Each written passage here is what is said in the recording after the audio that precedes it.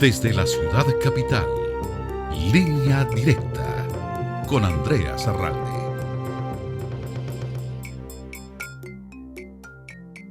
Hola, ¿qué tal? Bienvenidos a Línea Directa. Les saluda con el gusto de siempre Andrea Zarralde. La administración de Donald Trump ha delineado planes para llevar a cabo el número más alto de redadas y deportaciones en la historia de Estados Unidos. Por supuesto, estas amenazas han generado mucho miedo y ansiedad entre las familias de nuestra comunidad porque no saben qué les pueda esperar este año nuevo. Hoy en Línea Directa vamos a responder a preguntas de qué podemos hacer para prepararnos y qué pasaría en nuestro hogar si detienen y deportan a mamá o papá. ¿Nos pueden quitar, por ejemplo, el TPS? Son los temas que vamos a discutir hoy junto a la exfuncionaria pública y abogada experta en casos de inmigración, Maricé Morales. Maricé, bienvenida a Línea Directa. Como siempre, es un placer tenerte con nosotros. Igualmente, Andreita, gracias. Y ya lo hablábamos fuera de cámaras, nos conocemos hace muchísimos años y de verdad tu expertise ha ayudado mucho a nuestras familias. Ahora son momentos de tensión y de preocupación debido a la administración que asumió el poder recientemente. Trump ha anunciado planes para llevar a cabo la mayor operación de deportación en la historia del país, con el objetivo de expulsar a millones de inmigrantes indocumentados. Se prevé la utilización de recursos militares y la construcción de campamentos de detención masivos para facilitar estas deportaciones. ¿Ante qué panorama nos estamos enfrentando bajo esta administración, abogada? Estamos enfrentándonos con un presidente que ya ha tenido una primera administración, que ya por el lado legal es obvio que, y él se ha pronunciado, que no, o sea, no le interesa en realidad los derechos constitucionales o civiles que tenga nuestra comunidad indocumentada, pero tampoco no solamente es la comunidad indocumentada, también son individuos que tienen, por ejemplo, TPS, ¿verdad? Que han tenido TPS por más de 25 o 30 años, que también corren un riesgo. Eh, y el poder que tiene el Ejecutivo para, como muy bien lo introduciste, para utilizar las Fuerzas Armadas, el Ejército, para supuestamente atacar lo que él piensa que sería un peligro o un ataque hacia la seguridad nacional, que sería nuestra gente, en realidad él se ha pronunciado de esa forma, lo ha amenazado, ¿no? Y ha dicho, o sea, esa era prácticamente la motivación principal de por qué él se lanzó. Y entonces, yo no tengo ninguna duda de que van a haber redadas, sí o sí, para que la administración de Trump pueda rápidamente eh, detener y deportar extrajudicialmente a miembros de nuestras comunidades. Ante estas amenazas, abogada del nuevo gobierno federal, ¿quiénes son las personas más vulnerables a detención y deportación basada en tu experiencia? Primero, las personas que tienen ya órdenes de deportación y que nunca salieron del país. Eso puede incluir personas que ahora tienen TPS, que ahora tienen DACA, por ejemplo, niños que vinieron por la frontera, bajo el cuidado de sus papás a los 8, 7, 6 añitos, y que tal vez los papás nunca se presentaron a una corte de inmigración y tienen una orden de deportación. O sea, en realidad cualquier persona puede tener orden de deportación, y hasta el 20 de enero, los abogados de inmigración teníamos la posibilidad de utilizar una herramienta que es pedirle la discreción al fiscal, que es prosecutorial discretion, pedirle al fiscal que no deportara a ciertas personas que no entran bajo ciertas categorías. El número uno es que no sean un peligro a la seguridad nacional, obviamente, que estén contribuyendo a la economía, que por ejemplo ya estén ejerciendo una profesión, que ya tengan familia, etcétera. Entonces, eh, si bien es cierto, o sea, es fácil decir, bueno, ya, es justo que las personas que han sido deportadas y no salieron, que se las lleven, pero esas personas pueden ser cualquier persona, puede ser, como les digo, gente de mi edad, porque son muchos los que tienen DACA, son millennials, ¿verdad? Segundo, las personas que ya obviamente ya están en detención, ya están dentro de los centros de detención de inmigración esperando un juicio, ya como ya en teoría ya están bajo la jurisdicción de ICE, pueden ser fácilmente ya deportados extrajudicialmente. La parte que muchas personas no entienden o que es confuso, es de que la ley de inmigración no es ley penal. Entonces la Constitución no tiene los mismos derechos cuando una persona está detenida bajo un proceso o sea, un proceso de inmigración, porque es ley administrativa.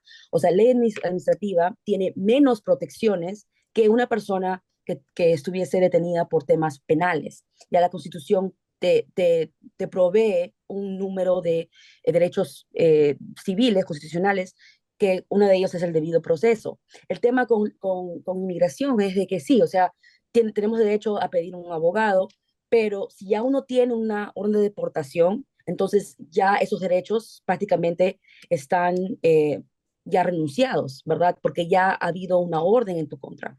Entonces, cuando las personas me dicen, abogada, ¿qué debo hacer? Cada persona, digamos, falta de estatus tiene diferentes implicaciones a lo que es el debido proceso. Pero lo básico es de que sin ninguna orden, una orden de, digamos, un warrant, o sea, no deberían de abrir las puertas, ¿verdad? Si usted está en su trabajo, lo primero es asegurarse de que su empleador sabe de que ICE no puede simplemente entrar, también necesitan una orden poder ingresar a esos lugares. O sea, lugares privados, eh, ninguna persona puede ingresar simplemente así a detener las personas, pero claro, si los empleadores de por sí no saben cuáles son sus responsabilidades o de repente no son aliados a sus propios empleados que no tienen documentos. Entonces, obviamente ahí va a haber se van a exponer, digamos, a uno decirle de repente los empleadores no saben que uno no tiene estatus. O sea, esa parte la entiendo, pero solamente para que las personas sepan de que así nomás no pueden ingresar los oficiales de ICE, tiene que haber alguna orden judicial que les permita ingresar a o sea, a esos espacios, ¿no? Hablemos directamente del TPS que afecta a miles de personas en nuestra comunidad. El estatus de protección temporal es un programa que permite a ciudadanos de países afectados por conflictos armados, desastres naturales u otras condiciones extraordinarias residir y trabajar temporalmente en Estados Unidos sin temor a la deportación. Actualmente, más de 1 millón de inmigrantes de 17 países se benefician de este estatus, incluyendo los salvadoreños y venezolanos. ¿Está en peligro el TPS, abogada? ¿Podríamos tener padres y madres que pierdan la protección del TPS?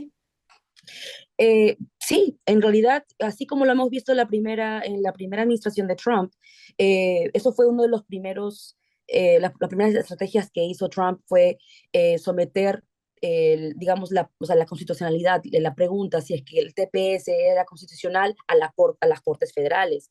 Entonces, eso no se llegó a resolver, simplemente se quedó en una orden de no acción, por decirlo así. Entonces, los tepecianos pudieron seguir renovando, pero no fue algo que simplemente ya, o sea, ha sido finalmente ya, digamos, adjudicated, o sea, todavía no ha sido decidido. Entonces, y acuérdense de que el TPS se puede erradicar simplemente con una orden ejecutiva. O sea, el tema es cuando no está codificado por el Congreso, entonces es fácil erradicarlo. Lo mismo le pasa a las personas que tienen DACA.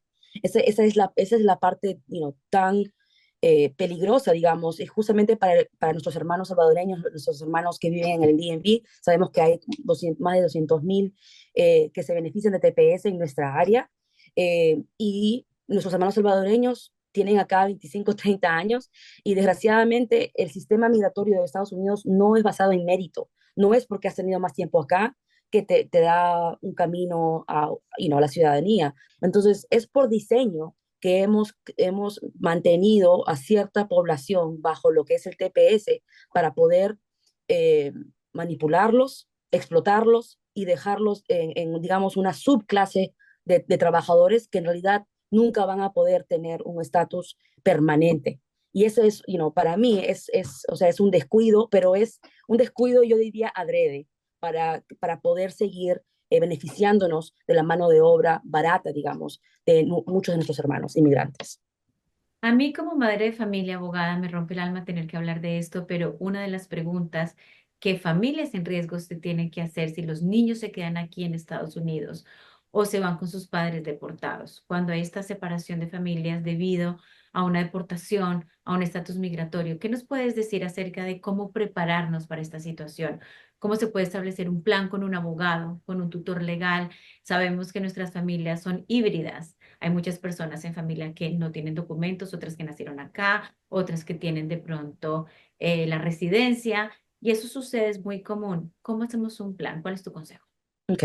Primero, de que no quisiera tampoco espantar a las comunidades. Lo que hemos escuchado informalmente, yo formo parte de una alianza de abogados de inmigración a nivel nacional, es de que los primeros en estar en la lista de que van a ser deportados son personas que no tienen en realidad vínculos en Estados Unidos, que de repente recién acaban de llegar, son solteros, no tienen hijos, ¿ok? Entonces, eso es por una parte. Pero sí hemos también escuchado por el lado, digamos, los que representan la parte operacional o la parte logística de lo que va a ser las deportaciones, es de que sí, donde hay familias, lo que ellos han dicho es de que van a intentar eh, que las familias permanezcan como unidad, que significa de que ellos piensan que van a poder deportar también a los hijos ciudadanos, ¿ok? O sea, hemos escuchado ese tipo de amenazas, digamos, en espacios formales, o sea, donde han habido, conferencias de prensa, de que eso está en la mira para o sea, el equipo de Trump. Piensan de que van a poder deportar familias juntas. Yo como abogada sé que eso es anticonstitucional porque el ciudadano americano tiene sus propios derechos, ¿verdad?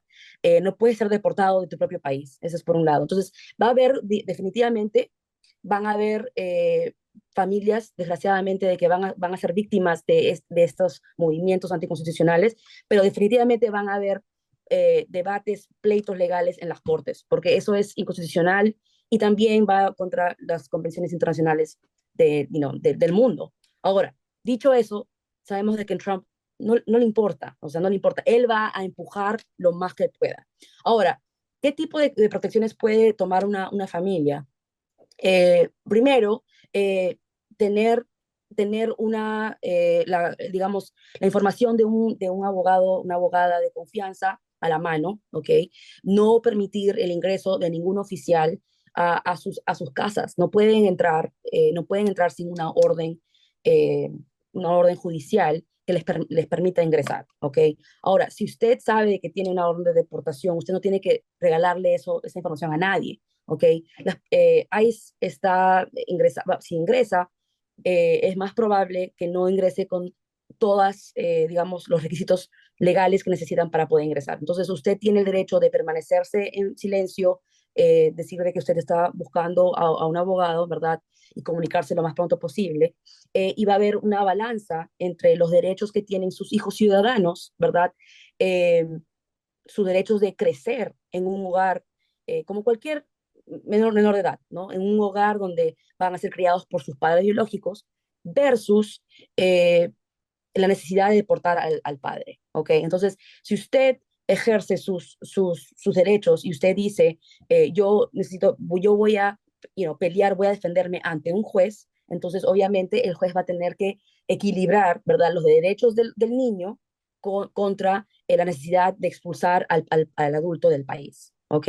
Pero ese debate legal solamente va a ocurrir si uno ejerce su derecho. Si usted es sumiso, firma cosas que no deben firmar, etcétera, entonces usted se está autodeportando, ¿ok? Entonces usted tiene que ejercer su derecho con todo el miedo que uno tenga, lo entiendo. Usted va a decir, ¿dónde está su orden judicial? Yo ahorita estoy llamando a mi abogado y tengo derecho de permanecer en silencio. Punto. Perfecto. Abogada, muchos en nuestros hogares las cuentas bancarias están a nombre de papá o mamá. ¿Qué pasa con la hipoteca, con el contrato de arrendamiento? En todo este plan de organización ante una posible deportación, existe algo que se llama el Power of Attorney o este poder legal que debería dejárselo a una persona de confianza. ¿Cuál es tu consejo al respecto? ¿Se debe tener este poder legal y cómo se tramita? ¿Es importante tenerlo? ¿Qué podemos hablar al respecto?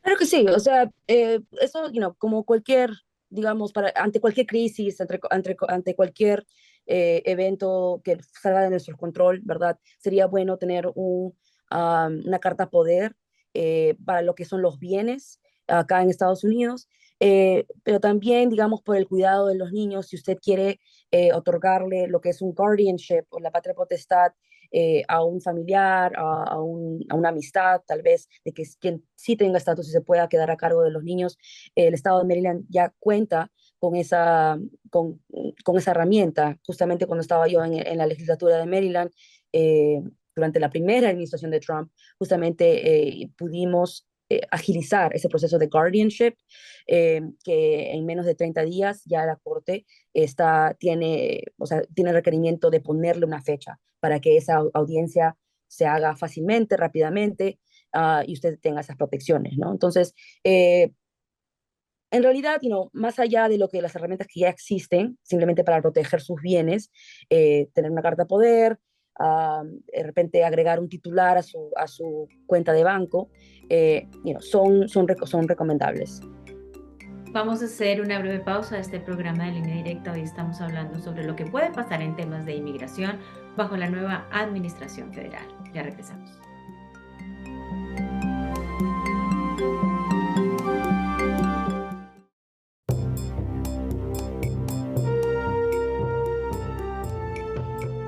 Hoy en Línea Directa estamos hablando de los posibles cambios en las políticas de inmigración bajo la nueva administración federal.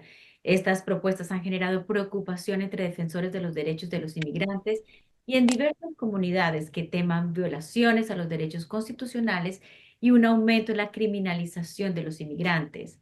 Además, se anticipan desafíos legales y logísticos en la implementación de estas políticas, así como posibles impactos económicos negativos debido a la reducción de la fuerza laboral inmigrante. Estamos conversando sobre este tema con la abogada Maricé Morales. Abogada, se planea revocar la normativa que desde 2011 impide la detención de inmigrantes en lugares considerados sensibles, como escuelas, hospitales, iglesias. Esta medida permitiría a las autoridades realizar arrestos en estos sitios, ampliando los espacios donde se pueden efectuar detenciones. Explícanos, por favor, abogada, sobre esta posible medida que, por supuesto, genera temor en la comunidad. Claro, como les digo, en la primera administración de Trump, por su inexperiencia, en realidad sí se respetaron hasta cierto punto estos lugares, ¿verdad? El Safe Harbor, que se llamaba, pero en realidad son acuerdos simplemente, no es algo codificado, no es una ley, simplemente es un acuerdo, o digamos, si algún fiscal general, acá en el estado de Maryland, por ejemplo, el fiscal general en esa época era Brian Frosh, ellos dijeron ¿no? Que no iba, que el estado de Maryland no iba a aceptar el ingreso de oficiales de ICE en los lugares de fe, en los hospitales, en las escuelas.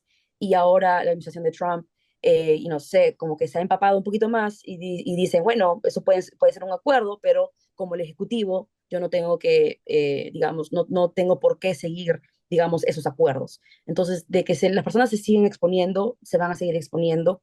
Eh, Ahora, lo que también quiero, o sea, no quiero crear un espanto, no quiero crear digamos, un pánico. No significa de que o sea, de que ese va a ser el enfoque de ICE. Vamos a ir a todos los hospitales. No. ICE va a querer de una forma más fácil y o sea, operacionalmente y logísticamente poder detener el número más grande de personas en una operación, ¿verdad? Entonces, ellos se van a enfocar en lugares donde saben de que hay un porcentaje alto de personas indocumentadas y que sean del mismo origen. ¿Por qué? Porque ellos quieren detener y simplemente deportar extrajudicialmente, llenando aviones que se vayan a los países que fácilmente van a recibir a las personas deportadas de ese país, a sus compatriotas, ¿ok? Entonces, eso tiene que ver mucho con las relaciones diplomáticas que tenga Estados Unidos con dicho país.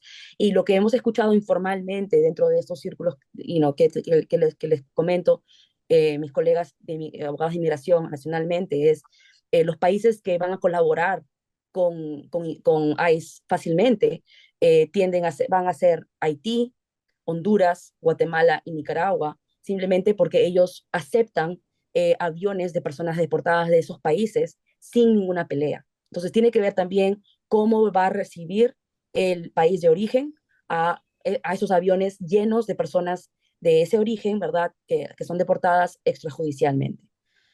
Hay mucha incertidumbre, lo que yo le estoy diciendo simplemente las conversaciones que hemos tenido dentro de nuestros círculos informales. Todavía tenemos que esperar el 20 de enero para ver cuál va a ser exactamente, cómo van a implementar estas operaciones de deportaciones en masa de la administración de Trump. Abogada, lo mencionamos en el primer segmento, pero es importante volver a hacer énfasis de lo que debe hacer una persona si inmigración toca la puerta de su casa, de su trabajo, si es detenido en la calle por alguna razón mientras conduce un automóvil, ¿qué es lo primero que debe hacer? Ok, ahí estamos hablando de diferentes lugares, ok. Hay los lugares públicos versus los lugares privados. Los lugares privados, sí o sí, usted tiene el derecho de pedir que el oficial le demuestre que tienen una orden judicial de poder ingresar a su domicilio, que lo pongan debajo de la puerta. De lo contrario, no debería de usted para nada abrir. Usted también tiene el derecho de permanecer en silencio y de decir que está buscando un abogado en ese momento. Entonces, como dije en el primer segmento, es importante tener en sus celulares números grabados de algún abogado, una abogada, un abogado de confianza, pero también hay organizaciones sin fines de lucro que también están ofreciendo representación legal, ¿verdad? Son defensores legales para las personas sin documentos. Um, Ahora, si uno sabe de que ya tiene una orden de deportación, ¿verdad? O sabe que tiene algo en contra, no regale esta información, ¿ok? Si usted tiene hijos ciudadanos o tiene algún vínculo al país, es poco probable de que lo deporten a usted, ¿ok? Porque, ¿qué pasa? Que usted a ir ante un juez, el juez va a tener que poner en equilibrio los derechos de los nacidos en Estados Unidos, sus hijos, versus la necesidad de deportarlo a usted. Si usted no tiene ningún tema penal, usted obviamente no es un peligro a la seguridad nacional, no es terrorista, etcétera, entonces es poco probable de que usted de verdad necesite ser deportado, ¿ok?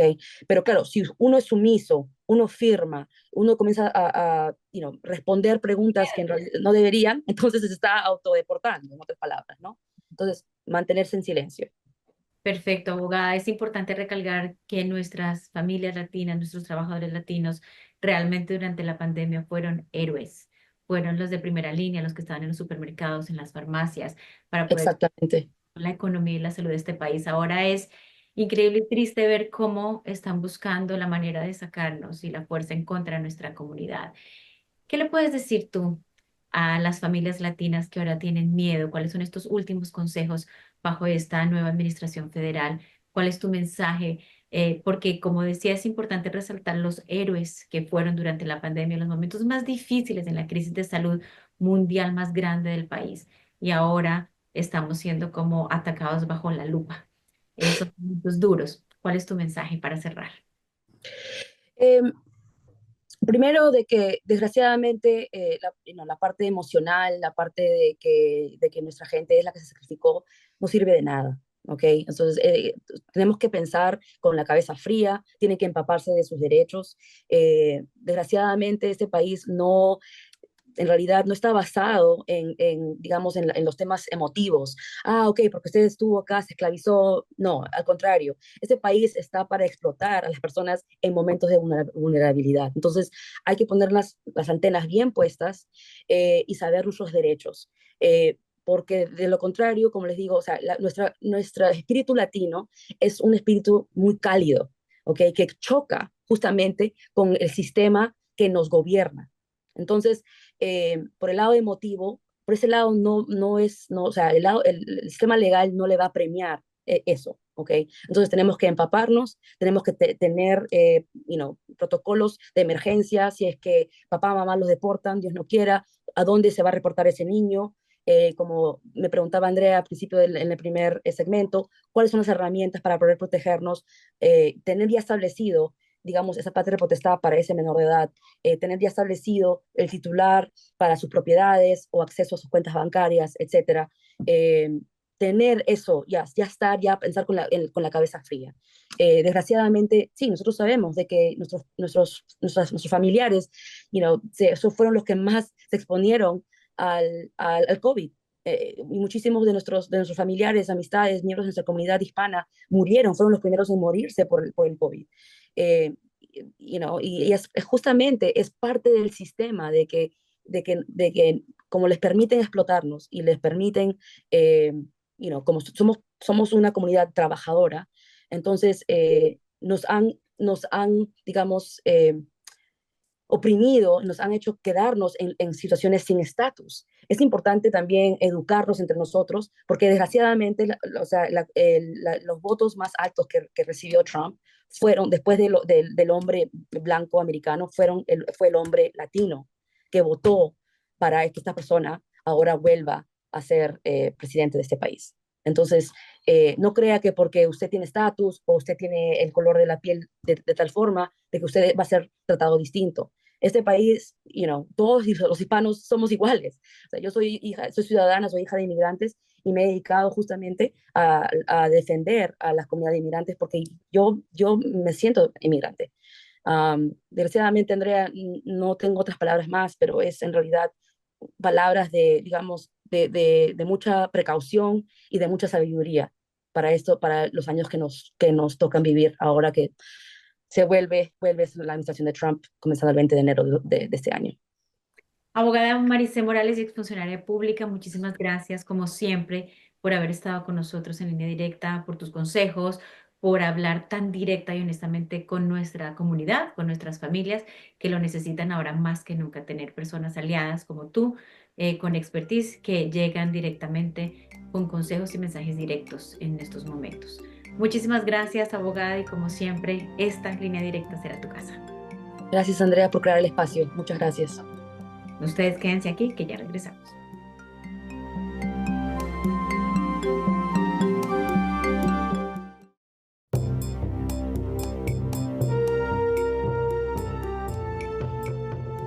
Hasta aquí llegó Línea Directa. Le damos las gracias a la exfuncionaria pública y abogada experta en temas de inmigración, Maricé Morales, por este contacto con Línea Directa. De ustedes también en casa, muchísimas gracias por habernos permitido entrar a sus hogares con un tema sumamente importante bajo esta nueva administración federal, cuáles son las posibles redadas y deportaciones masivas. Como lo aprendimos, es muy importante estar atentos, enterados y tener un plan en casa.